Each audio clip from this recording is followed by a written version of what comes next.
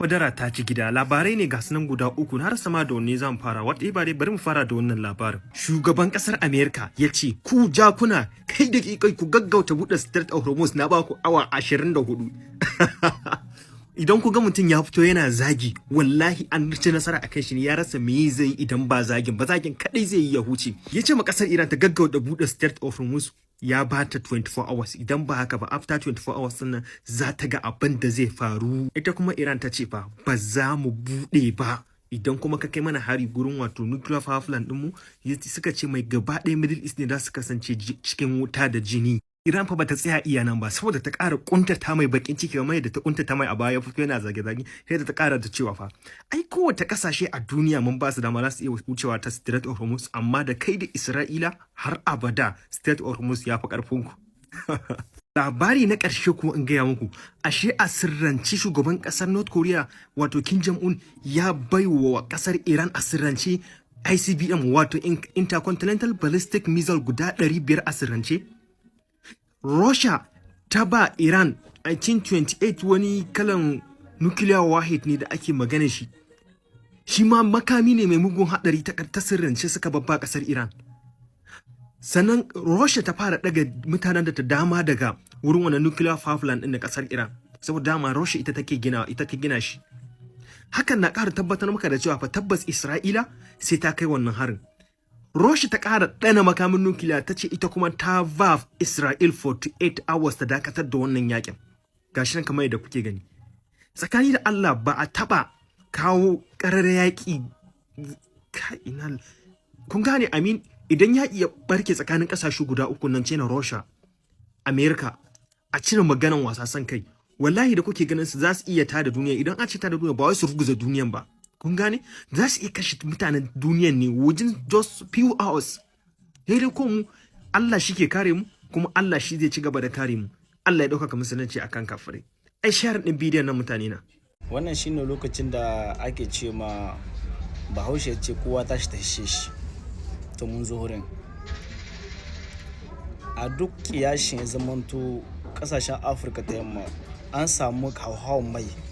Inda ya zamanto mai ya zamanto wasu gwamnatin su ya ƙara mai ƙari daga gwamnati kenan wanda zamanto gwamnati ya ƙara mai da kai kusan shika ba 20 shika wisan to amma shi muka samu Niger kadai ba mu muka ce ba son excellence Abraham Jani suka ce ba da su da mambobin su duniya ce ta faɗi haka inda ya zamanto kiyashin 2026 yayi daidai da kiyashin 2024 ya zamanto cewa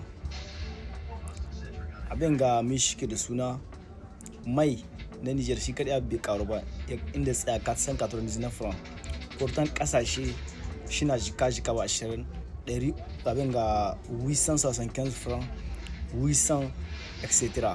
toute l'Afrique du l'Ouest Niger kadai ce ya zamanto mai ya tsaya nan wanda shi 499 franc shi mu ce masha Allah. Wannan mutanen da suke jima da suka dibin Niger ba kuwa ba to yanzu dai an kai lokacin da zamanto idan ya zamanto kuna da abu kuma abin naku arzikinku babu shiga hannun turawa kuna da shi kuma wadatacce to wannan lokacin ne kowa tashi ta hishe shi za a nuna cewa za a ganin kasa mai inci kuma kasa mai arziki.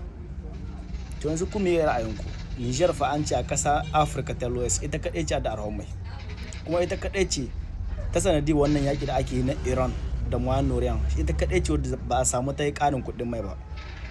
Allah ya samu dace ku yi likin bidiyon ku yi fata in bidiyon ya muku daɗi.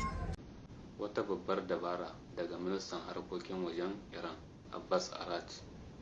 Iran ta ba jiragen ruwan kasar Faransa izinin wucewa ta mashigin Strait of Hormuz inda ta zama ƙasa ta biyu a Turai bayan ƙasar Spain da ta samu wannan dama.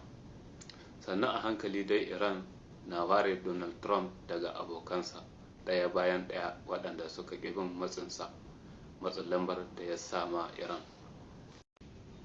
Iran ta sanar da ba da 'yancin zirga-zirga ta cikin mashigin Strait of Hormuz ga Iraki saboda goyon baya da take baiwa Iran ƙoƙarin da take na yaƙi da United States da kuma Isra'ila. Sai kuma nan ƙasar Masar da Habasha, shugaban ƙasar Masar Abdul Fattah el-Sisi ya bayyana cewa muna roƙon United States da kuma al'ummar duniya da su cece mu daga gwamnatin Ethiopia. Gwamnatin Ethiopia tana tafiyar da al'amuranta ba tare da an takura mata ba akan abin da take, kuma hakan ya jawo illa ga tsarin ruwan Masar. Ma'ana Masar tana jin tsoron ƙarancin ruwa daga inda take samun ruwa. Rikicin dai yana da alaƙa da kogin Nile River, musamman saboda aikin madatsar ruwa ta Grand Ethiopian Renaissance Dam da Ethiopia ke ginawa. Abin da ke faruwa shine Masar na dogaro sosai da ruwan Nile, ta kuma Ethiopia tana ganin dam ɗin zai taimaka mata wajen samar da wutar lantarki, amma Masar da Sudan suna tsoron hakan zai rage musu ruwa. Rikici